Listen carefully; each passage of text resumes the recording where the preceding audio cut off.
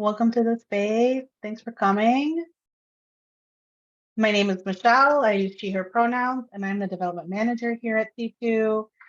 And today we're going to be talking about philanthropy. And I would love for folks to drop their name, their pronouns, and their org in the chat.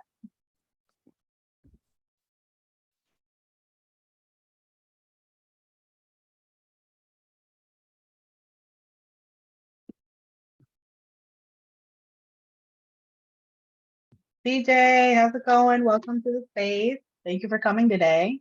What up, Michelle? Thank you for Hey. having me. Thank you for moderating. Absolutely. Brenda, welcome. Betsaida, welcome. Thank you for coming today.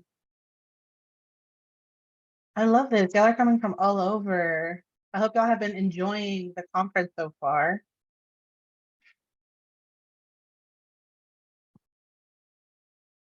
And we're going to be talking about philanthropy. Yes, Brenda, I love to hear that. CJ, yes, I know you were moderating something earlier, part of a conversation.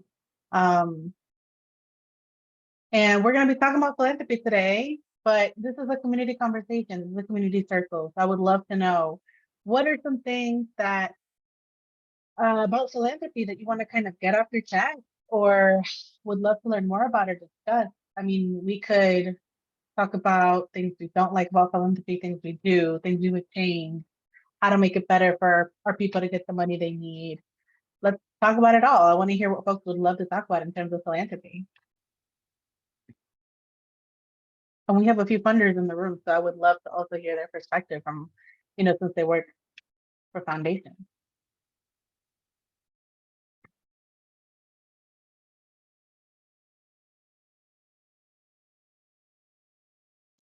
I can say a little bit about why I'm here. This is Trish Adebiachum. I use she, her pronouns. I'm based in Brooklyn, New York, which is Lenape, Canarsie land. And I work with the Robert Sterling Clark Foundation. This is my first role in philanthropy, formal philanthropy. And so, I think maybe the framing of this conversation might have felt like, oh, what is it? How do folks who are seeking resources or funds get invited to tables with foundations? And I want to be a part of that conversation. And as someone who came out of movement spaces and now holds a different role, I'm very concerned with what it looks like for me to still be in right relationship with those movement spaces. So what does it look like for me to be at that table in a way that feels like mutual and values aligned and liberatory? So that's what I'm curious about. Would love to hear how other people are navigating that. Thanks for sharing that, Trish. That seems there is, as always, right, in the work that we do there, we are holding a lot of tensions, right? And truths that are in direct conflict with each other. So thank you for sharing that. I would love to see what other folks might have to say about that. For sure. And I think it's also having to be invited, right? Like that language, right? The power dynamic, right?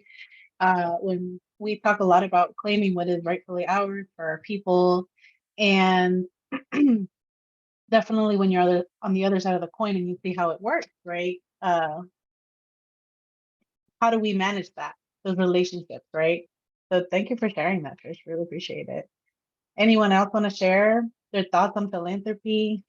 Any things that are conflicting or that, yeah, folks just want to kind of explore more about, what does it mean for our people? What is its role currently? How can it help movement? I'll chime in a little bit. Yes, please do. So I'm Fanny. I work at Grand Victoria Foundation, also my first time in philanthropy. I've been here 3 years. But so I feel like a newbie still because so many people have been here forever in philanthropy, I mean. So, we definitely, I think, have been on the path of supporting liberatory leadership. I think the term is newer, at least to me, and then some folks at the foundation. So we're trying to sort of like learn a little bit more and see, like how do we support, I think intuitively, and it comes natural to some of us at the foundation because we come from movement and organizing backgrounds. So it's really more figuring out like how do you do that, because even though we as individuals have been there, philanthropy is kind of like doesn't lend itself very well to doing that. And also you're in a different position, so you don't want to impose, right? And you want to be a listener and really reflect back what grantee partners want your role to be. And so even if I have all these beautiful ideas based on my experience, like it's, it wouldn't be right for me to just create something, right? And so really here in the learning capacity and trying to figure out how this aligns with some of our work in 2023 and beyond, and trying to figure out how to make it as much of a power sharing practice as possible, whatever it is that we do, so that we continue to chip away at these giant structures of philanthropy, one I guess method at a time, or multiple methods at a time. Thank you for sharing that, Fanny. Definitely. Appreciate you sharing that. And it's a lot of the power dynamics, right? Of philanthropy and how to really, I think also one of the biggest things that I've seen with funders is like that rapid response. How do you respond to the moment? And how do you respond in a way that is not just for that moment, but also beyond, right? In that movement building, because as we know, movement need time in order to make that change that's necessary. I think CJ went off mute a little earlier, and I'd love to hear what you have to say. So for individuals who aren't a part of an organization, or I would say that in order to get into philanthropy and be at the table, you have to first like be at the table and get involved in the organization, and not focus on if you're going to be getting paid for the work, and just do the work. Because what I've seen since I've before I was volunteering, before I knew organizing was even a job, and just doing the work made it profitable. Folks wanted to invest because we went from 1 volunteer to 20 volunteers to knocking these many doors, having these many events, running these many programs off of the backs and the blood and the sweat and the tears off of folks who already had who had jobs already, full-time jobs, but were committed to the work. And by being committed to the work, the money usually will always come. So as an individual, I would say be committed to the work, and the money will find you. When you get to the organizational component of it, I've seen philanthropy assist where organizations are able to reallocate funds to folks on the ground locally who are actually doing the work, and little money can help. And I've seen when big money comes in, and it can divide folks locally, when you have national folks come in and national resources come in, and you have philanthropists who don't really know who the leadership is on the ground, or who the community listens to or follows. And they usually might follow the talking head, or follow the celebrity organizer, the celebrity movement person on the ground, but that's not really talking to the issues and what's really happening on the ground. And then I've seen folks get funded really well in the beginning, and then when the next ambulance comes, then that local community is left to fend for themselves, and then they're off to the next ambulance chase, and the community is left to fend for themselves. And so the infrastructure wasn't built, and there's no sustainability, and folks are losing their jobs, and then everything that they were fighting for now goes to the wayside. So to me, I think that the best way to support is if we have to, the same way that we fight through voting, and we fight through direct action, and we have multifaceted ways to organize and to build power. I think philanthropy has to be the same way. We need to invest small time, but I think that we also need to be investing, thinking strategically, like what's our 10-year plan? for folks who really get it, for local organizations and local communities that are actually building power, affecting change, creating policy, putting district attorneys in office who have a holistic approach to building power. I think we need to do that. And then finally, I'll say that throughout my work, very rarely do I hear about organizations talking about having their own economic sustainability, where they get out of philanthropy and get out of writing proposals, where we have an actual business model where we can now fend for ourselves. I know Nane does it in LA with Bios Unidos, but very rarely do my people even have time to think about how do we sell merch?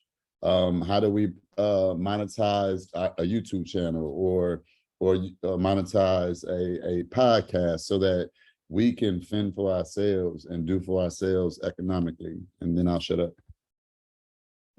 No, thank you, CJ, for sharing that. Because I think you touched on a lot of different things, but like looking for new funding sources, right? Not just the traditional grant funding or individual donor stewardship, but thinking beyond that, right? Like you said, those models of bringing in income and being more sustainable. And I think definitely you made a great point about how, you know, movement building takes time. There has to be a long-term vision, and we need funders who are also on board for that long-term work. You know, earlier, our team was talking about how a funder that funded us during, you know, the uprisings in 2020, they funded us for 2 years and said, actually, we're shifting priorities, so we're no longer going to be able to fund your work. You know, and that kind of puts us in a bind because it makes us feel like, one, the work is no longer important since it's not sexy, it's not in the news anymore, right? It's not popular, right?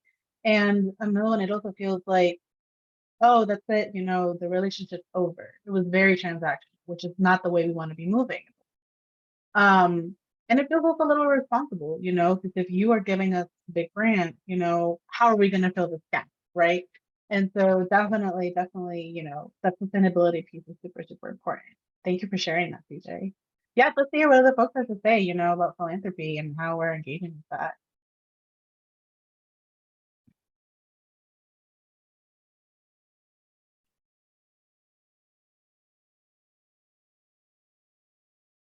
I know one of the things that frustrates me is that there's not a lot of like funders who are willing to give away most of their money, right? A lot of the time they're giving a very small percentage, you know, because they want that money to grow and they invest that money in order to grant more money. But at the same time, it feels like a lot of what they give out, they could be giving more, right? So that's something that definitely I think, you know, being bold about how much we're asking for and what it's being used for. You know, all of our work is brilliant, it's necessary. We're filling in so many gaps now that the government was supposed to be filling, right?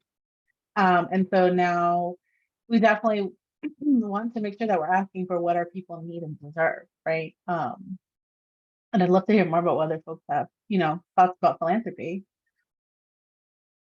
I'd love to invite those that haven't spoken, or I don't know if Chris or Fanny have other things they'd like to share.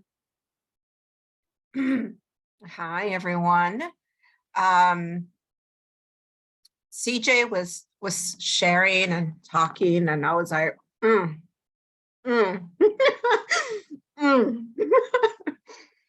just feeling affirmed. So that in itself just helps me to know that there are some of us that are not feeling in isolation, but feeling affirmed that my experience is similar to his, and that there are other organizers or advocates across the country who are dealing with similar issues.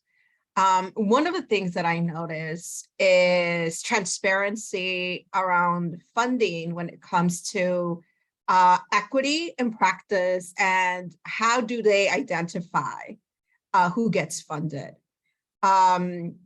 The other thing that's so interesting that I see in terms of funding is this thing of we want to fund you, but we want you to be sustainable. And folks are trying to, you know, stay afloat. It's also interesting to hear funders say, oh, evidence-based practice. And even when there's evidence, both lived and documented or research data, that's still not enough to continue the funding of certain interventions that the community is deciding that they want to continue to implement, uphold, or promote in their own communities, right? So that's just been so, to see that contradiction sometimes in terms of what is said or a statement that comes out whenever a tragedy happens. And then it's like, well, there's not congruency there. And then like this trust of, you have to trust Black, Indigenous, Latinx, BIPOC communities who are leading and implementing the work to use the money for what they think, right? And the flexibility to be able to do that. And then to shift if we have to shift based on the response that the community needs at that time. So I'll give you an example. So we've provided seed funding to organizations that are being led by Black, Indigenous, BIPOC communities. And they were like, hey, Brenda, can we shift our funding to provide this? Because this is what the community needs right now. And I was like, yeah, go ahead. Like, that's cool. And they would be like shocked. They would be like, oh my God, yeah, I could do that. I'm like, yeah, you can do that. Just put it in paper and we'll get it approved. Yeah, go ahead, do it. But it's like, our community sometimes express like, wow, they can't believe it because that's not their experience. Like the bureaucracy sometimes that folks have to go through to make simple changes like that, or have the trust and the communication to advocate for what the community needs at that specific time, are just some of my observations. The title totally captivated me, I have to say, because I was like, ooh, self-care and this one. I'm like, this sounds interesting, about being invited to the table. And Michelle, I so appreciate it, because I was like, I don't know about that. Do I want to be invited? Or what is that? You know, like, yeah, I just like the power dynamics that also happens that we don't want to talk about. It has also been very interesting in my experience. So thank you for listening and sharing. Absolutely. I mean, I feel like philanthropy is, I mean, if you think about the current systems, right, having a 501c3 or 501c4, those are rooted in like capitalism or white supremacy, right? Because a lot of the time, you know, things like having to document things, right? Have worship of the written word. That is a characteristic of white supremacy, right? Always having to provide evidence, even when anecdotal evidence should be more than enough, right? People's lived experience. You also talked a lot about how funders usually ask for the fact that you be sustainable, but also it's like, I have to come to you to be sustainable. It's a double-edged sword. It's the chicken before the egg thing, right? And yes, like you mentioned, the power dynamic, that is very real, because in our society, right, under capitalism, whoever has the money has power, right? And that can be intimidating because we have to go through hoops in order to just ask for the money, right? To be deemed worthy of this money. When we know that our people deserve it, when we know that our work is important, and that, you know, redistribution of resources is really important, right? So I think that is also really frustrating, you know, all the hoops we have to go through in order to just feel worthy of this money when we are already worthy, and there's an abundance. We know there is an abundance, but it's not being distributed accordingly. And that people in power will hoard money and resources that we know that our people. So thank you for pointing that out. Does anybody else want to share frustrations with philanthropy or questions about philanthropy? You know, happy to also share each other's expertise with each other, right?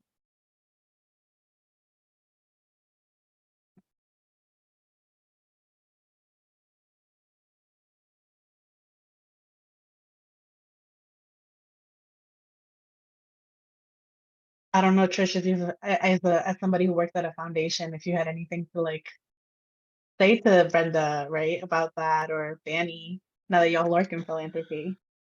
Well, I did want to lift up something that Brenda was just saying because so I was just in the last session that was about moving from um, values to policy and practice, and one of the speakers, Leisha Brooks, was talking about how you know the work of transformation and embedding liberation can be really complex, and then sometimes it's just not. Sometimes you're actually in a power position where you can just say, like, this thing, excuse my language, is fucked up. Like, we're not doing this anymore. And she gave a specific example of like when they had a new president come in at the Southern Poverty Law Center. She noticed that there was inequities in the pay scales, and she just fixed it because she was in the power to do so. And something that Brenda was just saying about how funders can make different decisions about what it means to distribute resources. There are some very large foundations that do things a certain way. They have these systems that have been built on a lot of bureaucracy, right? Have been built in the image of like old school wealth hoarding, right? And so being able to move those systems that create more freedom, more alignment, like get us closer to that just transition, to the place where like philanthropy doesn't exist anymore. Like it's harder in those spaces. But there are some of us that work for, Robert Sterling Clark Foundation. There's 5 of us that work for the staff. Like if we want to do something different in terms of our grant making, yes, we have a board. Yes, we have people that we're accountable to. But like really, I can just say to our president, what I mean? Like, and that is something that we did during COVID. We practice trust-based philanthropy, so our policies are already different. But during COVID, when I think CJ used the term like the next fire or the ambulance or whatever, like when there were ambulances everywhere and we had to move money quickly, like even the minimal systems that we have, those even shifted, and we made it even simpler to get money out the door, right? So I guess I'm just taking in and reflecting on the fact that, like, for those of us who work for foundations where making those shifts are possible, it's like a call to like lean into the practice of like saying, like really questioning, like, how are we doing this and could we be doing it differently? Um, Mostly because I think what it does is I think it builds the audacity of like the good audacity of people who are on the funding side to be like, well, I'm working with another foundation. They don't make me turn in any of this stuff. And so for you to say that like it's required or I have to have this like proof of concept, like I know that that's not true over there, right? And so that's just what's coming up for me as I was listening to CJ and Brenda talk, like the ways that we can start to create more openings in philanthropy as we're on our way to abolishing the system overall. Yes, I love that you bring up this point of like we're trying to organize ourselves out of a job, right? So yes, one day we won't be needed, right? Um, and I love that you brought that up because I think that is something that like we're working towards a world where that's not going to be necessary. These models are no longer necessary or needed because we have finally addressed those root causes, right? And I love that. And one thing I wanted to, oh, I'm sorry, Fanny, you had a hand up. Please go ahead before I ask my question.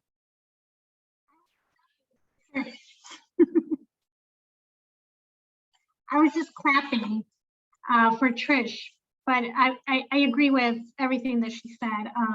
I think the one thing that came to mind too was that when I first started in philanthropy, I realized, was I doing this wrong on the other side? Because I felt like I had a lot of people reach out to me being very demanding, and most of them were like white males or white females. And I was like, on the other side, like we wouldn't contact our program officer until like, you know, we really needed to, and we would think about exactly how we would say it, what we would say. And that wasn't happening. You know, I would get like 3 calls back to back, sometimes in the same day. And I'm like, I haven't even finished my meetings. And this person expects me to reply to them, and they're not even a grantee. And they don't even fit the criteria to apply, right? So I was a little shocked at that. And so I'm reflecting back on that as Trish was reflecting and answering Brenda. So that was just sort of like something that came to mind, right? And so I do think that there's a lot of power that grantees and applicants have that sometimes it's not exercised because we've been sort of like conditioned to think that the power is only on the side of the, you know, the philanthropy, right? The philanthropist, the program officer, the whomever the program staff is. So that's something that I didn't really realize prior to being in philanthropy. I think the other piece that I was thinking a lot about is just how much discretion some program staff have, because you're really almost like an interpreter, right, of the work. And so you can interpret whether something is a fit or not. And your analysis is really important. And so my third sort of like revelation, as you all have been talking, is, you know, I also have seen that because this is a field where, at least traditionally, people have come to spend a decade, 2 decades into retirement, maybe all of their lives, because it's well paid traditionally. There's also not a lot of, what's the word I'm looking for? Like room for, or there isn't a requirement for folks to consistently be, I don't know if the word is like political education, perhaps it is, right? Or you know, it's something along that lines, right? Where like, you know, like if you know, if you're a social worker or a doctor, you're consistently having to take trainings and a teacher, you're consistently having to learn new things, new methods, new, you know, things that are going to make you a better professional, I guess, right? And I think in philanthropy, sometimes we think that, you know, we self-select what we're exposed to, right? And that creates a huge distance between the work on the ground and like the folks that are funding it. So I think that there are foundations that are shifting that. I think there's more folks coming into the philanthropic world that have backgrounds that are relevant. But I think ultimately our role should be to distribute as many funds as possible to movement and organizing, so we can dismantle these systems, right? Because otherwise we're basically like just replicating issues or putting band-aids on issues. Michelle, if I could jump in real quick, because they just snapped. I just need to just come in real Go quick. for it. Go for it. So what I got from Fanny and Trish was that first they come from movement, right? They were on the ground, they were organizers, they come from movement. So what I'm getting also too is that we need to, the same way our politicians, when we run electoral campaigns, whether it's district attorney or sheriff, or whether it's common council, they should come from our community and have our self-interest. And what I noticed too many times is that the folks who we don't have Fanny and enough Trish's that are in philanthropy, right, that come from us the same way we don't have it in the electoral space. And until we can build our policies and our folks that run for office the same way in philanthropy, we're going to constantly be having the same problems. They keep us on this treadmill of having to always be reactionary, fighting, worrying about funding, instead of building our base and building our leadership so that we can have more Fannies and more Trish's. And so I think we have to multitask, and the more that we can support the philanthropists that come from us in that corporate world while they're fighting for us. We need to have their backs the same way we have the backs of the electoral, the people that we get in office and hold accountable. We need to be doing the same thing and have follow-up. Once they get to the table and they bring us to the table, how do we make sure that they move up and that resources are distributed equally and fairly to those who really need it? Thanks for sharing that, CJ. I think you bring up a great point about how relationship building is so integral, so important to movement building, right? Because one, it's going to take all of us, right? And two, no one achieves anything alone, right? And so if we're helping each other get into these positions where we can make these changes, we can make these pushes, that's still really powerful. And I really think that it is going to take, getting, like you said, getting our folks, the folks who are from our community, right, to go and represent us and to be out there and advocating for the rest of us, right? So thank you for talking about that. I would love to hear from other folks, maybe some of y'all who haven't spoken yet. Love to hear some of your thoughts.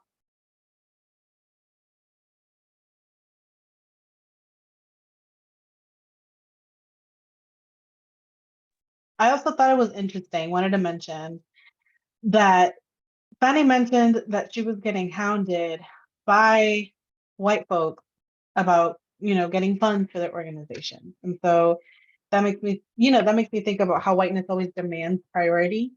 And also like when we talk a lot about like community organizations, how many that are supposed to be serving BIPOC communities are led by white folks, right? Who really don't come from the community, don't have the lived experiences, but also, don't listen as well. And we are just discussing a little bit about philanthropy, our experiences. We to answer your question, Anna and David, we are just discussing like the state of philanthropy now, getting invited to the table. What does that mean? That speaks to the power dynamic in philanthropy where people who have resources, we have to kind of ask and beg for them and such. So, we're just having a conversation about, philanthropy in general, like what our gripes are with it, what could be better, how we could keep working together, that kind of. So love to hear some of y'all thoughts. Yeah, I can actually get started because something that I've, at least in my experience in the last 3 years, is even when I started even thinking about what was my role in philanthropy, a lot of the folks that were in the spaces, right, in those foundations were white folks. And a lot of the times it was very frustrating to kind of hear how when somebody wanted to train you on philanthropy, it was a white man training you. And I always understood from the very beginning that how I looked when going up to another white man to ask for money was going to be very different, right, than how a white man going to a white man was going to look. So that was very frustrating around how even some of the organizations that were saying, we want to help you, we want to train you, we're not really thinking about that the people that we're trusting to train our community organizations were not equipped to give us the resources to be in those spaces because they look like the people that were giving the money. So their priorities were different, right? I always knew that how I showed up, I had to be 10 times more prepared, right? Because they didn't see the urgency of my community as what they saw as urgent. So through the years, at least in the last year, that I've kind of got myself deeper into philanthropy, is that I've noticed a lot of people of color being in those spaces now. That when people of color, when Black and brown folks are in those spaces and foundations, they have your back. I've had into spaces, right, into foundations, like when people literally say, we trust you and we trust your work, here's the money, when I've never heard that from a white person doing philanthropy, right? So I think that we also have to get deeper into, sometimes it's not even like the folks doing the fundraising, it's actually how are we pressuring foundations to put people who are also directly impacted and who look like the communities that we come from to be in charge of distributing the money. Because we know we can never compete with someone that they look like, right? Because they will put their community first. And sometimes as communities of color, we know our impact that we want to have, and we trust the people that are coming into the space. Thanks for sharing, Anna. Yeah, definitely what you were sharing made me think a lot about charity versus solidarity, right? And who are people, like who's supporting us, right? Who's showing up for us, right? And a lot of the time, the white folks in philanthropy, they are very far removed.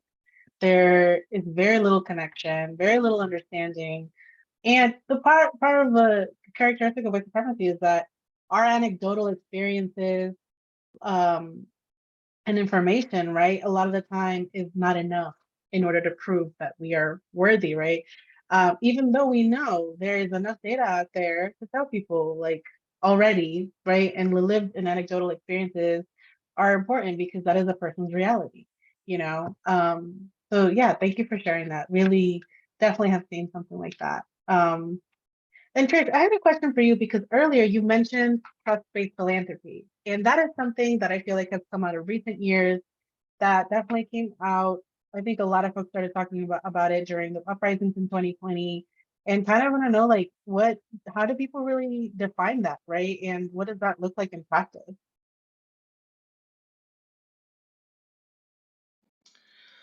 Um, so there are a number of, I can actually drop there's a website that I think does a really good job of like summarizing the principles and the practices around trust-based philanthropy. And I'll drop it in the chat, I think um, as basically like more information about what folks can be demanding from their philanthropic partners, and it's everything from how folks apply for funding to what reporting looks like, to what they can expect beyond monetary resources. So there's language here around that for the Robert Sterling Clark Foundation. A lot of how it shows up is around application and reporting, right? Like you don't have to be invited to apply. Like you can go right to the website. There's no gatekeeping in that sense. You can go right to the website and you don't even have to write a new proposal. You can just take an old proposal that you put to someone else, and if it aligns with the criteria, then we do the work of finding out whether or not this is something that could actually be funded according to our funding priorities. Similar with reporting, we have a model that's called the chat, which I always forget exactly what CHAT stands for, so I'm not gonna attempt it here, but it's the we put the responsibility on ourselves to find out what the impact of the funds was. It's we take that responsibility as a foundation. And I think the trust comes in a lot of the ways that people are talking about here, which is understanding who has the expertise and whose responsibility it is to understand that expertise. And I think from our perspective, it's not the responsibility of grant partners to tell us that they know something. It's our responsibility to understand what it is that they know. And so those are some of the ways that it shows up. Um, but I think that at the Robert Sterling Clark Foundation, I I think one of the places that we still have to go is around the fact that it still sort of lives within the structure of capitalism, right? That like there's there's like an entity that holds the money, and then there's an entity that receives it, right? It's I think trust is not the same thing as self-determination, right? And so I think there's still more work for us to do around thinking about that tension. But I do think it's an important step along the way of shifting philanthropy. Um, and I just wanted to say one other thing that's coming up for me, which is I think that both CJ and Brenda were talking a little bit about this, but um, it's actually 2 points. So I'll start with the first one. So CJ was talking about needing like more Trishas and more Fannies, right? Folks who come out of movement and end up in philanthropy. And I kind of had like two reactions to that, which was like, yes, and like there is a risk of like movement capture, right? Like this idea that like folks are kind of like taken out of movement spaces and put into these institutions, right? That like that are not necessarily doing the work of liberation, right? They can facilitate and resource those things, but it's not the same thing as being like directly in movement spaces. So, you know, my ask and part of the reason why I showed up for this conversation is like, what is, in the same way that we're electing officials and we talk about co-governance, right? Like, what does it look like to get someone in office and like you're still like in relationship with us? You're not just accountable to us, but like we're having like consistent conversations, you're advancing our agenda inside the system. What does it look like to be in those kinds of relationships with folks that move into philanthropy? Because what I've experienced is that like when you leave movement spaces for philanthropy, like you have left. You know, it's like there's not that same kind of relationship. It's almost like you get like the door gets shut a little bit because like the trust changes or like and so you know, just some questions around like what could it look like to build more co-governance relationships, right? Like keep that connection in more of a relational way so that when folks move out of these spaces, they're not like moving out of relationship. So that was one thing. And actually, I'll just pause there because there's a lot of things going through my head, but I'll bring up the other point later. So that's something I would put out.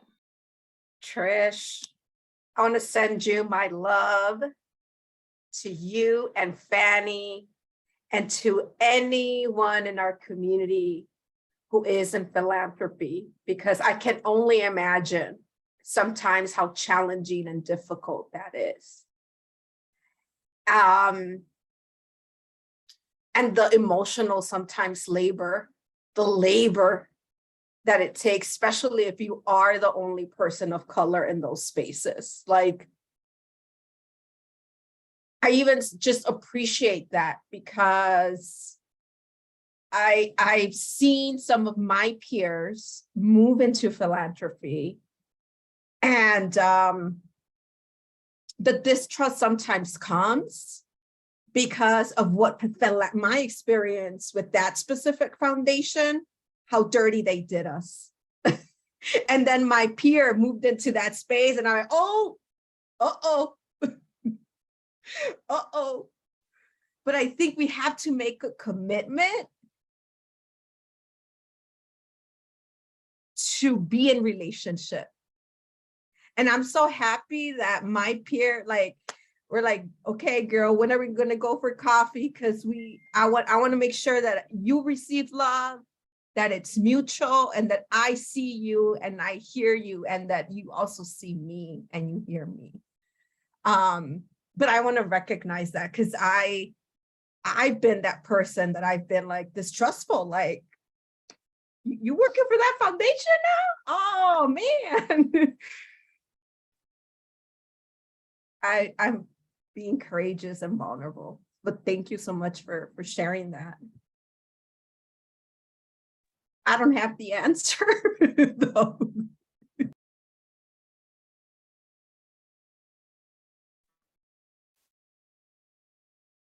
Please share, David, please. Oh, I had the question is interesting, and like what you're expressing, Trish, really pointed out something, and what everyone has been saying. I had an instance that's kind of the reverse of like, it's a white passing Latinx person, but they were working for a movement org, and I thought that we had the relationship, but then I've heard through the grapevine, you know, like they were telling other people they didn't believe in my leadership. And at the time I was executive director, responsible for fundraising our budget when our main funder like kind of no longer was resourcing youth organizing. And it was like, it was really a moment that kind of like just threw me off It's like, oh, dang, I thought we were cool, I thought, and I think that to that accountability piece, I think it's like on both ends, like you should honor the relationship, or I guess there was like a perceived relationship that I thought we had. And it's like, you're within your right to ask questions that you're skeptical about, and I think that that's a level of transparency or like difficulty in having like a principled relationship, to be like, hey, what's going on here? And I haven't had a chance to follow up with that person one-on-one, but again, it's because of that dynamic, right? That now they're on the dark side. It's like, oh, okay, like I see you're in like an advisory board for another fund that we're up for, and it's just kind of like, do I say something? Do I not? So it's just, I think principled struggle just really comes to mind when it comes to that accountability piece in those relationships. Definitely, David.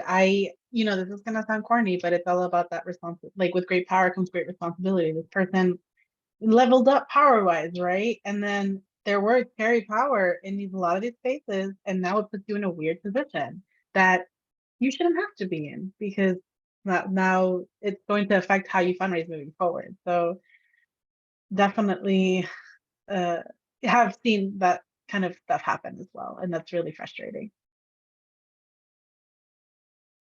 Michelle, from an organizer perspective, I just don't care about loot. Like, I'm not trying to profit off my people pain. So like, I'm not tap dancing for no money from nobody in this work. Like, and that's just real. Like, our suffering, you can't put a price tag on everything that we've suffered and we've sacrificed and that we've lost. And so I carry that into any space that I go in with anyone. Like, I don't care how much money you make, cut the check. Like, our people dying, cut the check. We're sophisticated. We have amazing leadership. We have wins all across the country, like locally, nationally, policy. Like, even just if you look at hip hop, we won with that. Like, we have wins. We are a powerful nation. Cut the check. My people shouldn't have to tap dance when folks can't breathe and folks are being incarcerated and people don't have drinking water. You see what's going on. If you don't, get out the way then. And if we organizing on the ground and doing what we're supposed to do, the community will take care of us until we get the funds. And you just got to trust in our people that when I went to Ferguson, I had a full-time job and I quit. And I was on live and the people kept me there. They paid for my hotels. They paid for me to like move around, for me to eat. I only packed a weekend worth of clothing and stayed for 9 months on the ground to support people, not caring. But they know that we have families. They know we have mortgages. They know that we need to pay for medication. And this is what they prey on, is like our need to survive and our need for the money. And I just want to let y'all know that I'm so grateful that I'm one of the people that y'all can depend on, who do not care, who gonna fight for y'all, so that when y'all in them rooms, y'all can keep fighting and hold y'all head high, because we got you. Absolutely, CJ. Thanks. I mean, you're absolutely right. You shouldn't have to tap dance. You shouldn't have to beg, because the money should be ours and it should be our people's. And at the same time, intention with that, right, is that what other people do has a direct effect on like our ability to be able to do that work. So like you said, yes, you had people to support you to do that work, which is amazing. And I think too, it's just hard because I think in those actions, sometimes people, their proximity to whiteness or their proximity to power makes them, act in different ways once they've left movement spaces too. So I think that's also a very real thing that happens.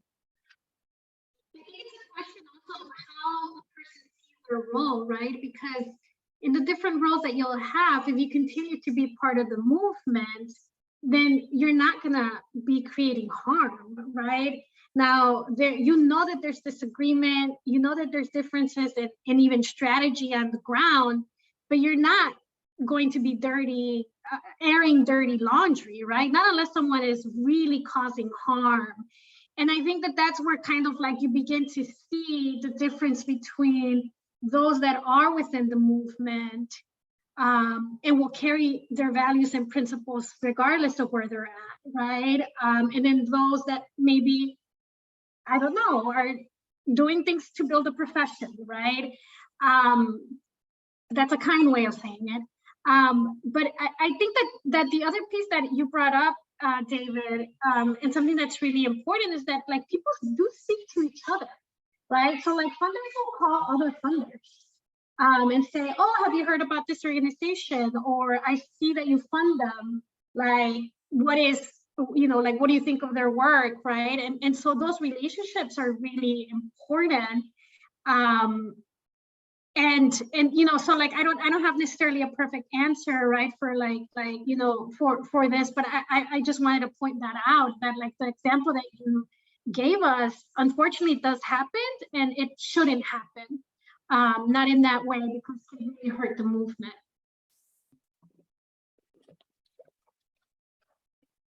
Thank you, Fanny. Yeah, I think also part of it is like managing relationships in general is hard. I mean, if they can be hard, difficult in our personal lives, imagining it in like this big ass context of philanthropy and movement building, I think it also makes it's just more complicated, more complex, has a lot of more layers to it, right? So yeah, it definitely is a lot of work maintaining this relationship.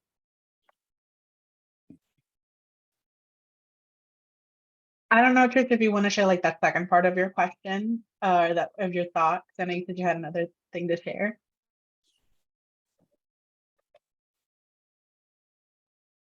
I can. I also feel like I'm taking up a lot of space, and so, but it actually is like turning it back to you, Michelle, and maybe CJ also, others at C2, which is like one of the things that I've really learned from working closely with C2, and particularly from being in relationship with Chinyeri, is like what it looks like to embody like a different power dynamic with philanthropy, like really embody it. Like when I where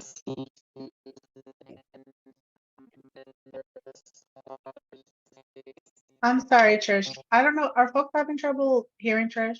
Okay, sorry, Trish. You were breaking in and out.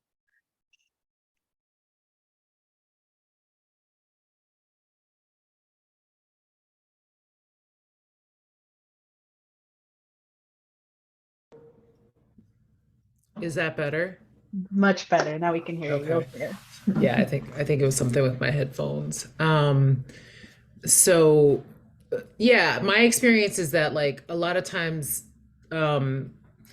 like the Center for Third World Organizing really presents like we're doing you a service by being in this space, by educating you, by making sure that your wealth that you've had the opportunity to hang on to for whatever reason actually does what it's supposed to do, right? So there's something about this like subtle, it's a subtle but powerful shift of like it's almost like you should be so lucky to be in a relationship with us, like CJ, I know you were talking about it like taking the heat or like saying what needs to be said, but I would like add to that it's also just kind of like it's almost like prefiguring the way that the relationship is actually supposed to be, like whether it's like that already. And I don't know if maybe like Michelle or UCJ or like other folks that like are part of the part of C2 where like you're in relationship with philanthropy, if you can like talk a little bit about like that philosophy, that posture, like if it's something that's like actively cultivated, like, I don't know, I think it's a lesson for the field because I feel it like when I'm, that was the other invitation. Can I say something, Michelle? Absolutely. Please take it away, Kai. I was actually going to ask you to please speak. Oh, thank you. Hey, everybody. I'm Kairishi. She, her pronouns. And Trish, you're exactly right. And, it's interesting to watch, we have like embodied white supremacy and junk all up in us. So, I find sometimes when I'm dealing with Chinyeri, that there are moments like that that gets called into question and has to quickly get resolved, because she is very clear, like funding has its role, right? And a lot of times foundations and funders will sneak in and want to become partners because they gave you money and call that partnership. And she's like, nah, like it's very clear.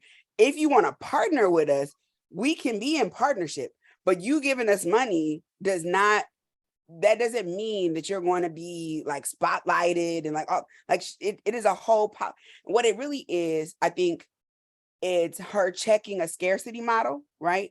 And calling on us to check that same scarcity model. Like we need the money, and chasing funding. Because Chinyere will say, no, thank you. That does not align with our politics, right? And then also making sure that what the money that we're getting and how we're in relationships with people, with everyone, including funders, it goes back to our values, right? And I think because she's so firm in that, and she's like, it's not your money anyway, right? Like that's the other thing, is that it's not your money. Because we understand how this country was created, then there should be a redisbursement of the funds anyway, right? And give it to us and we will put it to good use, period. And that's in that there's the courage to understand that all money ain't for you and all money ain't good money. And I think that and I'm watching it like literally in practice currently with certain funders be like, no, thank you.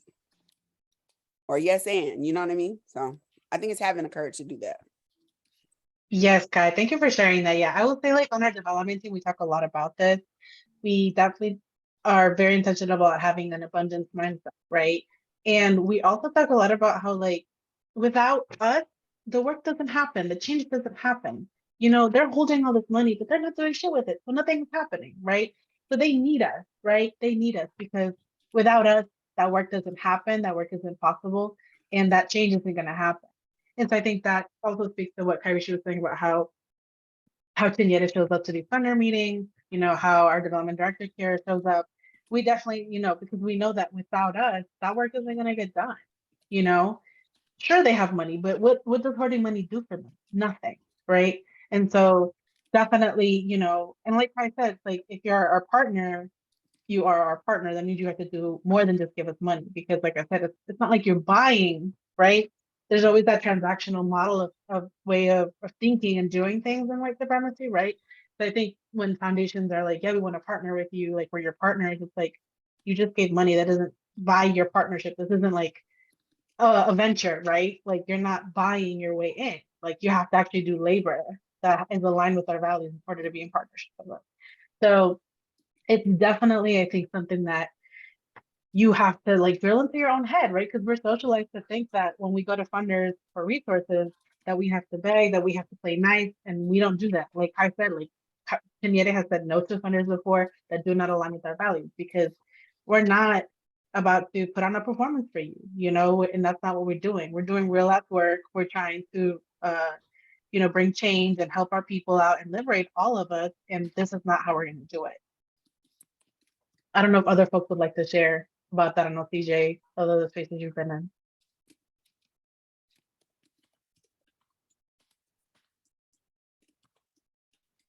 Any other thoughts from other folks? I would definitely say like that's something that we talk about it a lot in our development team internally, but I don't know if folks like, y'all need to be bold with these funders. You need to tell them what's up.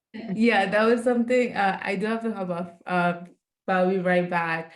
But that's something that we have definitely prioritized within our organization, is that we're fundraising but we want the money without a lot of restrictions, right?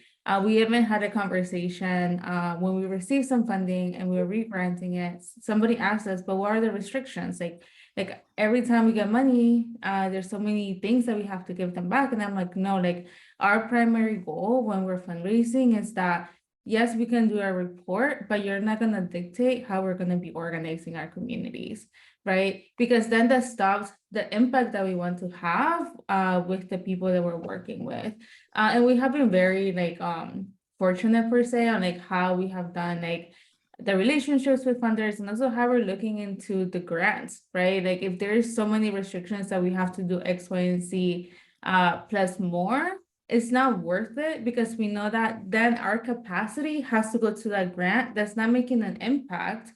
Well, when we can actually be going to another foundation and actually be asking for money on the work that we want to do, that we know is going to impact the community. So that's something that we have always put like into how we're doing our development, how we're doing our fundraising, because we know that impact is better than any money that's going to cost us capacity and put more organizers to do some other work that is not actually going to accomplish our mission.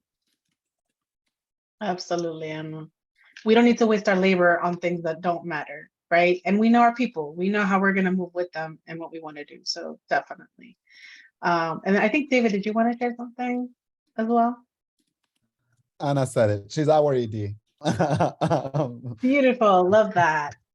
Yeah, Awesome. Anna I don't know said if you had anything else you wanted to add though to that. What I would add to it is also just the fact that with that relationship piece with funders, there really are those funders now, like Anna was mentioning, like predominantly like Black and Brown funders that actually have gone that extra step to teach us, right? And to have those conversations with us to help us grow or like make introductions based on our work. And it's like a really good piece of it that, again, adds to us feeling fortunate to not have to jump through hoops, right? Or to like accept money that isn't really serving us. You know, it's like $100,000, but we have to use it for what you want. You know, it kind of doesn't really make sense. It doesn't add up. Absolutely.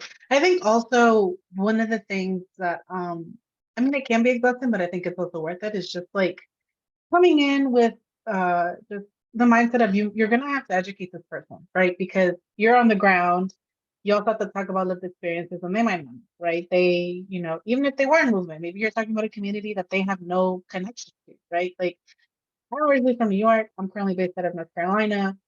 If I were a funder and work was, you know, talking to me about what's happening in Mexico, I'd be like, no, give me all the context, right? Because I don't know anything, right? So I think we also have to go in with, you know, like a mindset of we're gonna have to share some things that, you know, to give them the full context of our work, right? Because I think that's also really important. And also like pointing out how systemic issues, you know, the roots of the problem, how they're affecting folks, right? And definitely, you know, telling them like, you should be giving us money because this money that you have, you're just hoarding it, right? Like, so definitely just making those demands, right? Of saying, yes, this is the context and you should be giving us money because we're going to be doing the work and we know our people and we know who we can count on to get all this stuff, you know, get all the things we want to do, get done. I would also love to hear from some of the folks that haven't spoken, you know, haven't shared, love to hear what y'all thoughts are. Y'all can also feel free to drop in the chat, as some of y'all have done. But Trish, I hope some of this feedback has been helpful. But I really enjoyed that question because that is definitely an attitude that we carry with funders.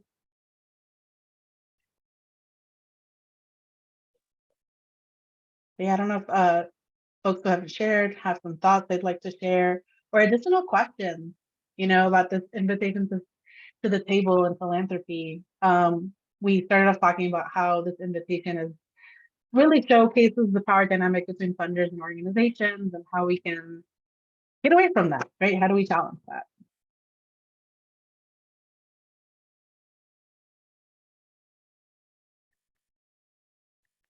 I don't know if Kathleen or Christina or Kaisa like to share.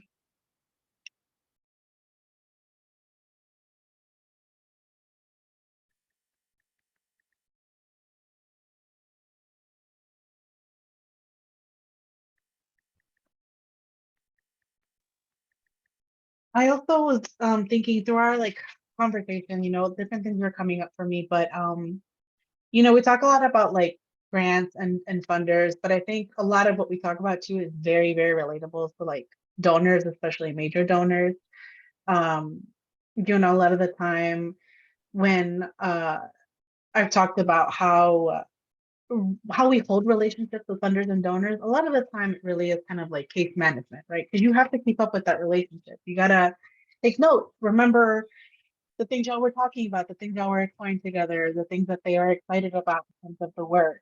And so I think that helps me be more realistic about how I engage in relationships with funders and donors because, you know, I can just be like, oh, this is another relationship I'm managing, very similar to, you know, how we manage relationships in our personal lives. And so it's good to like make sure that you're keeping track of it somehow. I don't know if folks have other thoughts about philanthropy, about the power dynamics, about the way that white supremacy and capitalism show up in those relationships.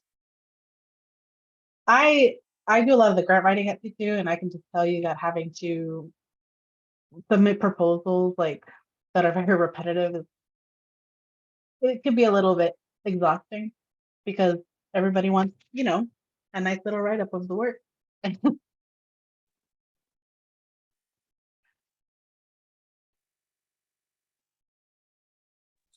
One of the things that I was just reflecting as I was hearing you, Michelle and Trish, and even like the word philanthropy, what does it mean? And, you know, I had to be reminded that I grew up with philanthropists in my own family. Philanthropists that cared about giving back to the country that they left and understood that they had a responsibility to give back because they were in a better economic. So it's like, let's not pretend. I'm like, see, let's not pretend that we haven't been philanthropists ourselves or donors or funded our own needs, our community needs. And I always have to be like reminded of that. Biggest philanthropist in my family, you know, my grandfather, my father, who gave not only money, but time, resources a different way. So it isn't just money. So I appreciate David lifting the idea of, you know, connecting to a resource or connecting with recommendations for me to grow or support the work that we're doing in our communities. But just hearing even the word philanthropy, I'm thinking about my grandfather who was no longer here, who was the biggest philanthropist in my familia, in my community, and well known and respected for the giving that he did, monetary and in time. So we have them in our community, and I just want to lift that. Not forget that. Brenda, thank you for the beautiful reminder because you are right. We're all philanthropists. We all practice philanthropy in some form, in some way, shape, or form in our communities. I mean, when we do mutual aid, when we collect for bail, right? When we do meal trains for folks, when there's been a death or when there's somebody's had a new baby, right? Like there's so many ways that we practice philanthropy, like that we also have to think about, okay, how are we doing these small ways of philanthropy and how can we make that applicable to like our organizations, right? Thinking beyond like what's been traditional, right? Because again, we've been practicing these examples, right, for a long time before philanthropy was even a thing, right? And so, right, how are we being in service to each other is what I like to think of it as. Brenda just snapped. You just snapped, Brenda. Well, you just sent chills down my spine. I just want to let you know. I love that you brought that up, Brenda, too, because we were literally just talking about this earlier. So we've been doing a Making Money Moves workshop where we are going beyond the one-on-one level of like development trainings and workshops. And we had a discussion about philanthropy today, and we were discussing about how we practice in our daily lives. So I'm really glad you brought that up because we were literally just talking about that earlier.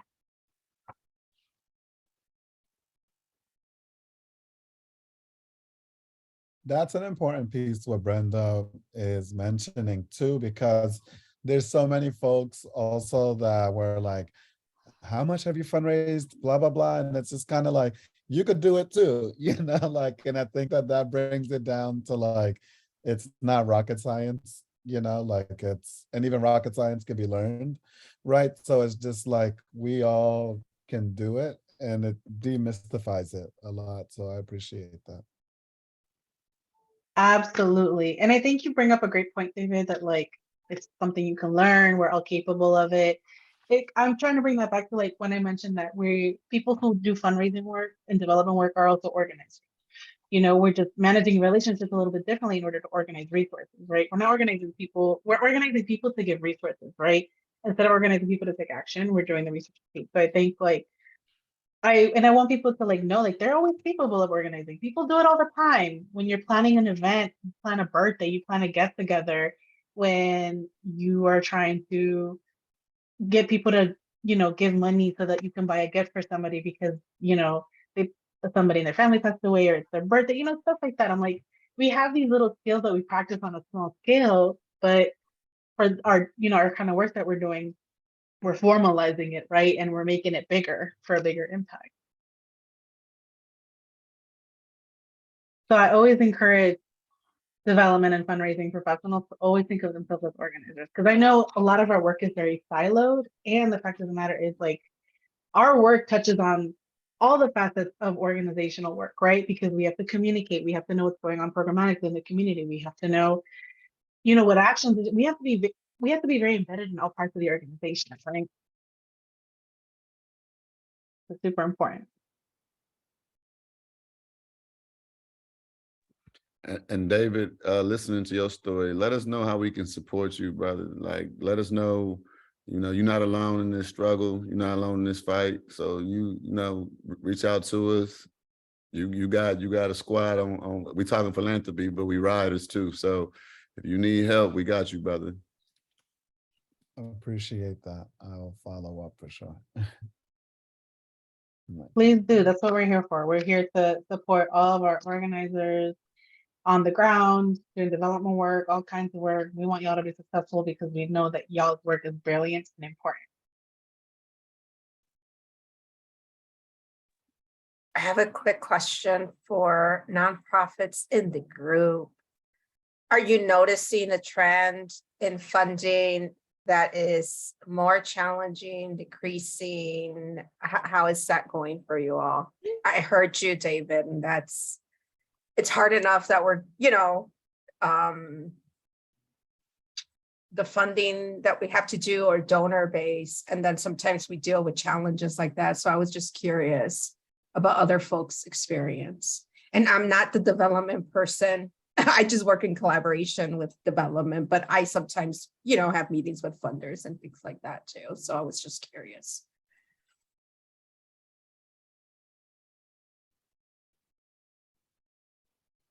Am I the, if other folks want to talk also, don't want to take up too much space. I can be quiet for a minute.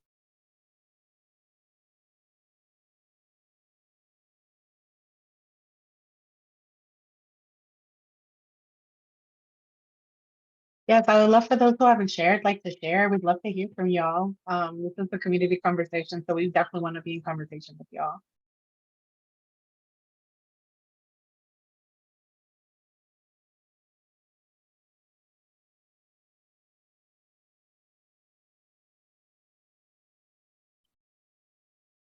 Feel free to share, David.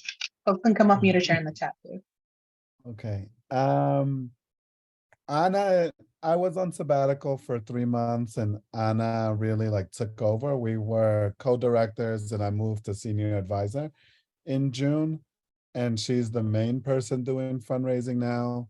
But there is something that we have been hearing a lot, especially like in an electoral cycle or in the landscape in Florida, is that people say 2 things. There's no money for Florida. Y'all are like just kind of like, oh, that's it. You know. Then the second thing that we hear a lot is you are only going to get C3 work, C3 money. You know, that is just like, again, for the landscape that we're dealing with and the kind of things that I think folks already know what's going on here with the Satan. But like, it's very difficult. And Anna has been like having to call multiple people, go through a lot just to get some C4 funding, which, okay, if our voter guides can't say what's going on in legislative session, then how are we supposed to be having an impact in our communities? And that's been very big challenge that we've been dealing with, right? Of like that unrestricted funds too. Because there was some C4 that was like primary purpose C4 that you can't do other parts. So I think navigating through those different like tax statuses and loopholes and the way that folks have been giving money has been a real challenge for us. And then the second piece is just the impacts of the pandemic. I know someone said this to us in 2020. They were like, yeah, 2022, 2023 is really when people's money are going to be impacted from the pandemic. So we were also kind of mentally preparing for that too, and trying to build a reserve.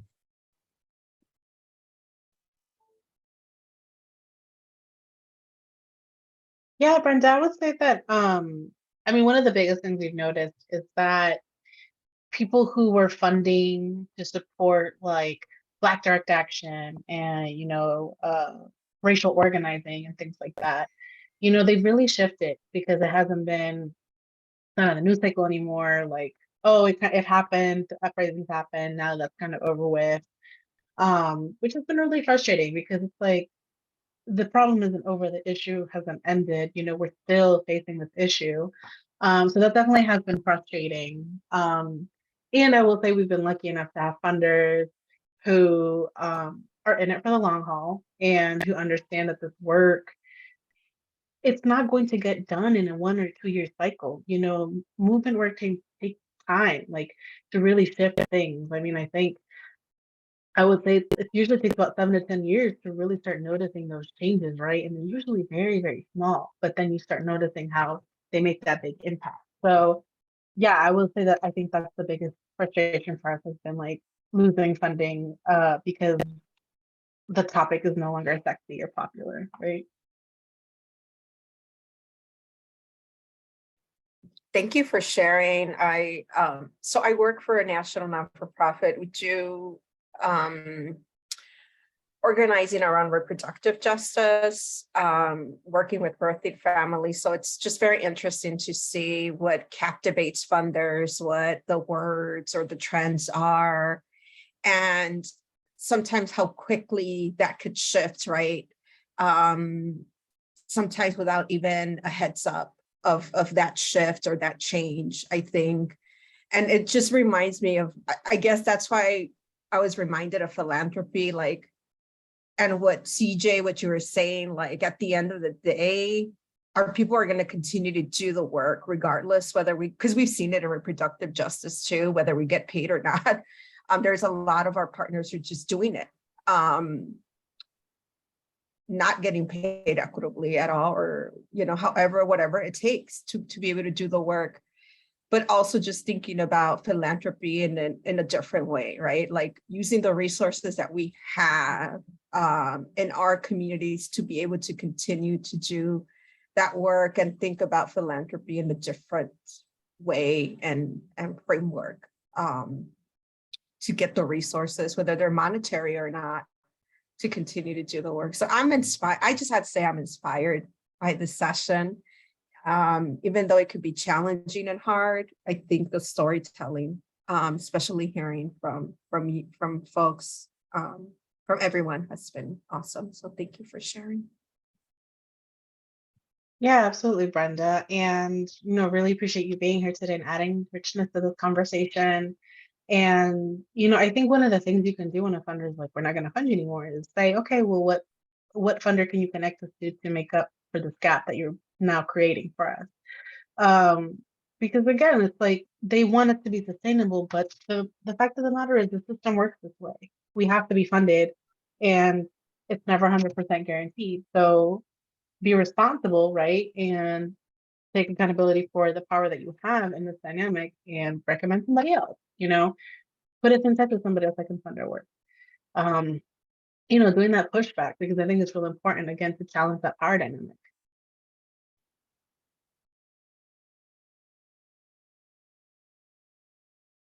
What are folks taking away from the session? I'd love to hear. I know, Brenda, you said a little bit, but I would love to hear what folks are taking away from the session. I know, Trish, you had some questions that I think had us, talking a lot and giving you feedback on, but I would love to know what folks are taking away from this conversation.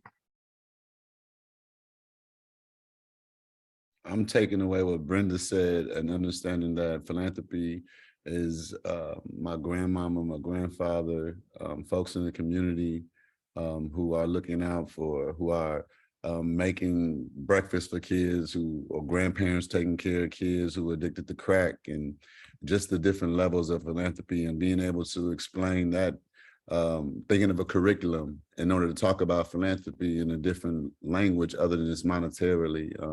I think that was very, very powerful, and that's what I'm gonna take away from it. Thank you, CJ. And I know you just came back. We're just talking about what we're taking away from this conversation, what really resonated with us.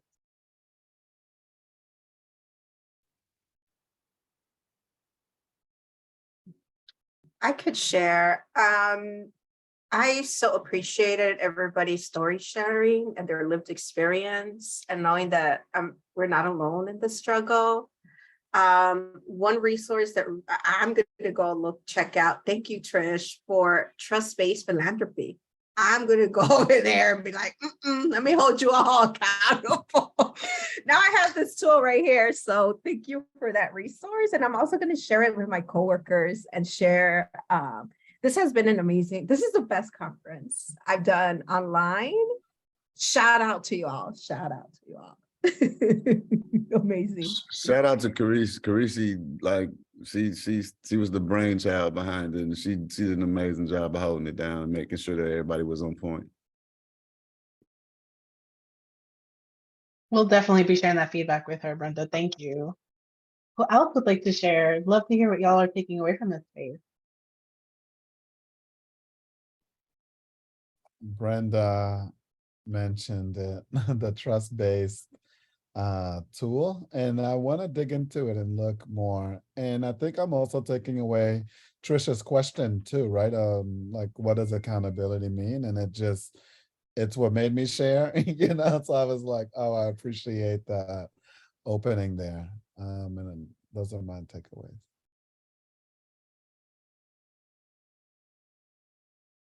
Thank you, David. Yeah, it's definitely something that's been more recent coming out of philanthropy, and I'm glad we are all getting to explore it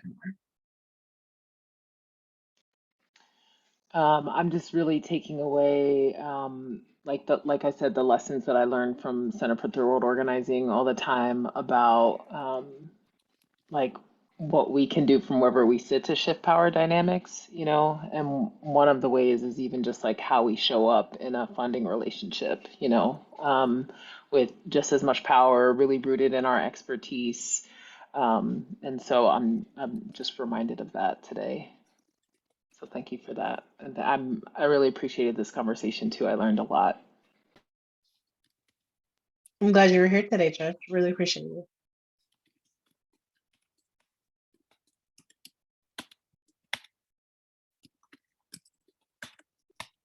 I think something that even from just hearing some folks, right, is that a lot of the times, right, like we're struggling to just fundraise, like it's still our duty as like fundraisers to be able to say no to certain grants, right? And like how we're showing up, right? How we're bringing that back, right, to our communities. But I think something else that even for me, I want to just go deeper in is how to be able to build relationships with other folks who are also going through the similar situations. And I know like even this conversation is helpful, right? But even like how we're building a community where we're all there to support each other. Something that like for me has been a learning, and like I've seen some of my peers have like a larger support system. So, and like sometimes I see my support system and I'm like, what am I not doing right? But it really is about showing up to spaces like this that helps you little by little build that community. So I'm appreciative of like the conversations of like us just being able to share our experiences and our stories, but also learn from each other and hear stuff that sometimes we may not even agree with. You're like, yeah, I'm hearing you. And right, you take things with a grain of salt and see how that works for yourself. And I think that that's like a very important part like from this conversation. And we'd love to see more spaces like this.